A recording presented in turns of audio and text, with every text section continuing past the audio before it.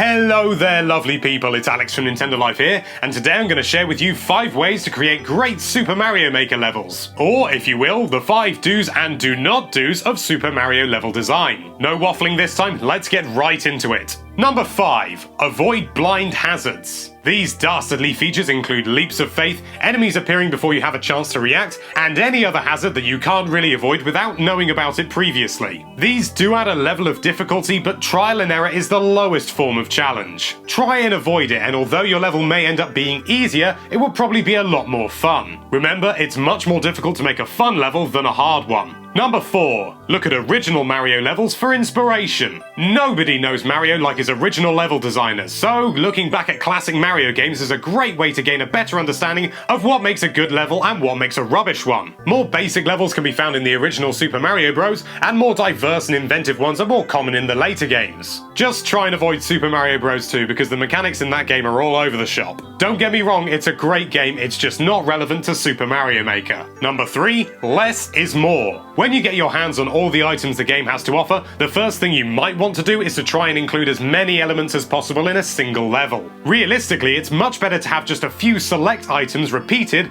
than a load of different enemies and platform types clogging up the screen. Filling a level with just Koopas and Goombas is usually much better than filling it with Cheep Cheeps, Spinies, Buzzy Beetles, Chain Chomps, Lakitus, Bowsers, Hammer Bros, Wigglers, Bob-ombs, and other ludicrous ideas. Basically, keep it simple. Number 2. Use items in unique ways. See if you can take some basic elements and apply them in a unique way. This is probably the hardest thing to do in the game, but if you can pull it off, you can make something incredibly unique. I can't take credit for this course, I didn't make it, but it does give you a good idea of what you can do to use the mechanics of the game in a way that hasn't been done before. To quote a certain song of ours, mix it up. And finally, number 1. Get someone else to play your level. Now, I know I don't organize these lists in order, but this really is the most important thing when designing a level. By having someone who knows nothing about your level play through it, you can see where there might be obvious pitfalls or other areas that might be unnecessarily cruel. You'll also be able to get some useful feedback about what can be improved upon. Better yet, if you can, get a multitude of people to play it. But if you can only find one willing participant, then that's still fine. In this case, 1 is infinitely more than 0. If you yourself have got some tips for making great Super Mario Maker levels, sound off in the comments, and who knows, maybe it'll be featured in a future video should you lovely people demand it. Thank you so much for watching. If you like this video,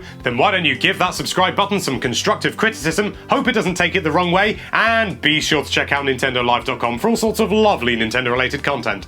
Thank you again for watching, bye bye.